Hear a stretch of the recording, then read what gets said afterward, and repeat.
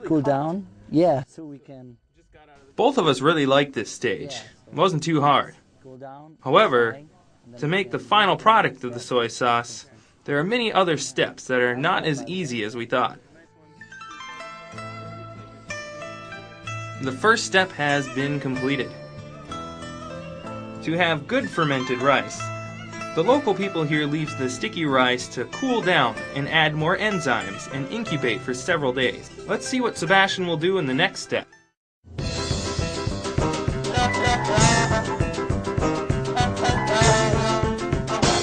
Yêu cầu đậu là hạt thì đều nhau. Đấy, hạt đều thì khi rang thì nó sẽ không có hạt cháy. Đấy, hạt cháy và hạt không cháy thì tương nó sẽ không đẹp.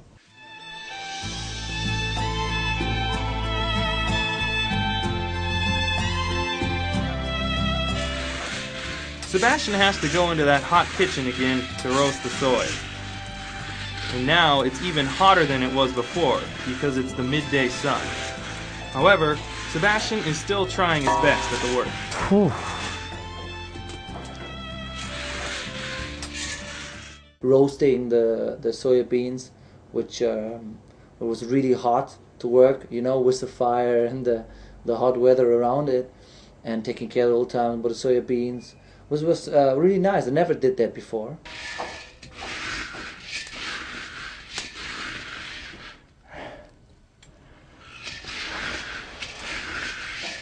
Yeah, I never did this kind of work before. I mean, actually, I never worked with soya beans in my life before, and now I'm roasting it, and I'm excited to see the steps to getting to our product, the soya sauce, because right now I just can see really rough beans that I'm roasting, and it's going to be a long day and a far away. It's going to be a long day and a far way to getting to the soy sauce, I guess so. Yêu cầu lửa là nó vừa phải. Hai nữa là rang phải đều tay. Yeah, it's really hot in Vietnam, and I'm right now working on the fire, so this labor really makes me sweaty. But it's fun, and it's be a great way, the traditional way of making the soya sauce.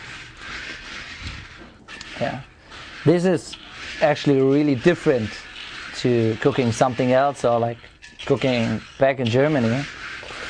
Actually, we don't cook soya beans there, we just buy the products which are made here in Vietnam. So it's really interesting for me right now to be part of the production and to see the different stages of doing it.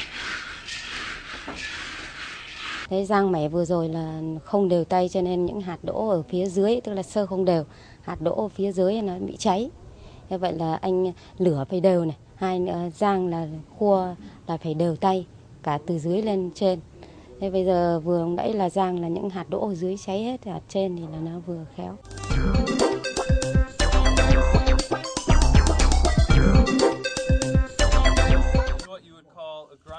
This is the next step for Sebastian. He has to use this stone grinder to mill the soybeans. He seems to like this step of the process, but milling the beans is not so easy. Chủ yếu là làm ra xay hạt chỉ cần vỡ đôi thôi, không được xay nhỏ quá. Hai nữa là không được sống, tức là còn những hạt đỗ nguyên. Yeah, you're right. So I have to grab actually this cup one, but it's really hot. So Pour it in. yeah, I think so. Yeah, we do it in our way. Whoa, it's so hot, man. Again, and I really hurt my knee right now. Bad. How's your arm feeling? Yeah, you know, it feels good. I think you should take a try. Come on. Yeah, yeah. Scoot a little here. Grind it a little bit. Yeah. As you can see, our American friend, he can even do it with his left hand. I'm a left-hander sometimes. It's easy. And then you lift up and then Yeah. go in, okay. Yeah, you got it. It's a really nice technique. And it's working well. Do it with my pinky. As you can see here, it's working well. Yes, this is a very interesting way of grinding down the the soybeans, I suppose. Yeah, we're breaking them into the pieces. Breaking them into little pieces and then... also getting... Yeah, grinding the soybeans was really tough. You really have to put in a lot of muscle power to grind the soybeans, and even then the weather conditions here in Vietnam were really hot, and that was really tough work. And I have big respect for the family who's still doing this in this traditional way. Vỡ đôi là ủ khi là cho ngả tương thì nó giữ nguyên được mảnh đỗ.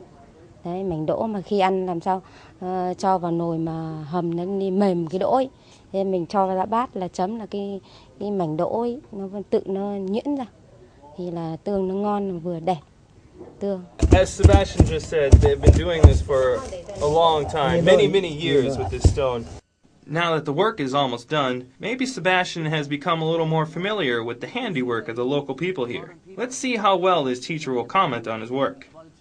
Tức là trong cái công đoạn xay đỗ thì bác Ti làm là xay, tức là nhấc đỗ không đều cho nên nhiều hạt là nó xay quá nhỏ.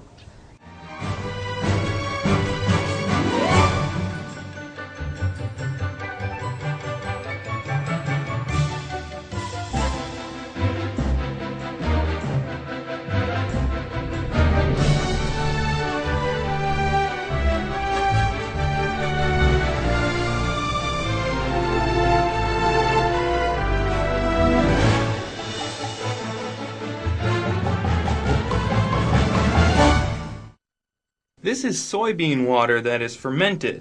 Jars full of soybean water have to be under the sunshine for many days. After that, it's mixed with fermented rice for a good soy sauce. Nước đỗ nó nhanh được là khi nào? Từ khi mà chúng tôi ngửi thấy mùi rất thơm, nếm thấy nó ngọt thì lúc đó nước đỗ được. Mà riêng cái nước đỗ này là nếu như anh ngả sớm một ngày thì nó sẽ chua, nó tạo cho cái tương nó sẽ chua. Nếu mà già khoảng độ một ngày nữa thì là mùi nó nặng mùi thì nó sẽ không ngon. Thế vậy là nó phải đúng độ của nó thì nó sẽ tạo được cái tương vừa thơm vừa ngọt. They have to protect the soy sauce carefully for a high-quality soy sauce. Every morning, a worker has to check the product to know exactly when the soy sauce and rice can be mixed. And that is only based on experience.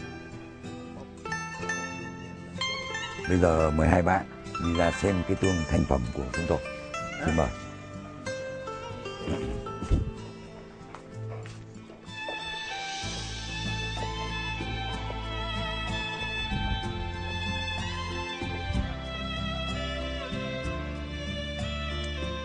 Rất ngon.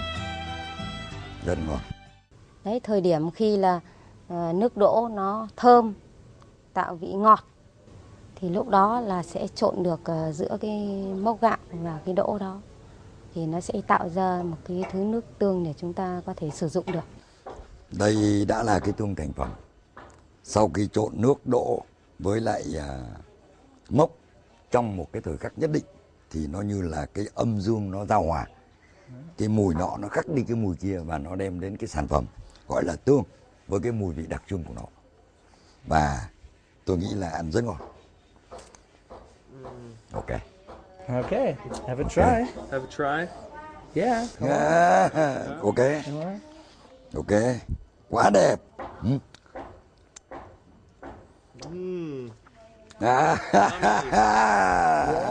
Okay. It's great. Okay. It's really good. I think it's really healthy. It's really healthy. Yeah. It cleans out your system. Yeah. Yeah. Of course, I have eaten different kinds of soy sauce, but this one, which we also eat there at the lunch, was really different. Công việc chung hôm nay là tôi thấy anh Patty là lần đầu tiên tham gia làm tương mà như thế là rất là tốt.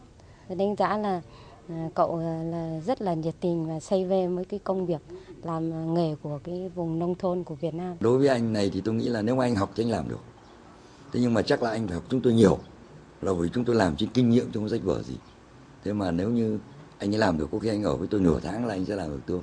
I think yeah, it's really hard work and hard weather condition, and it's a lot of yeah, you need a lot of stamina to do this. And I have big respect about the local people. Well, I think that's the whole process on making this. So thank you, Mr. Huang, on showing us how to make gaman, on how to make soy sauce. Rất mong có cái dịp các ông quay lại đây, tôi sẽ làm cái thực phẩm tương này để mời các ông ăn. Yeah, thank you very much. And I think there's more to this village to go check out. So let's go on a gander. Yeah, of course. Okay, tạm biệt. Tạm biệt.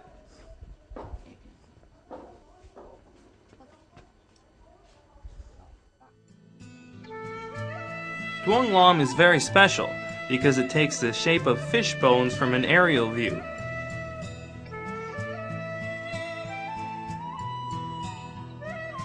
Like pretty much every other place in the world, the traditional architecture is based on the principles of geometry.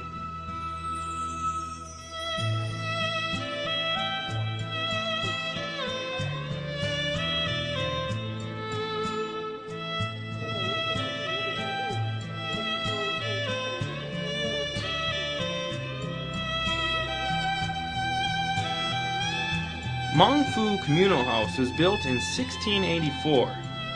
It is a typical house for the traditional commune house in Vietnam. The location of the communal house is different. While temples and shrines prefer quiet places and hidden pathways, the communal house is located in the main village center.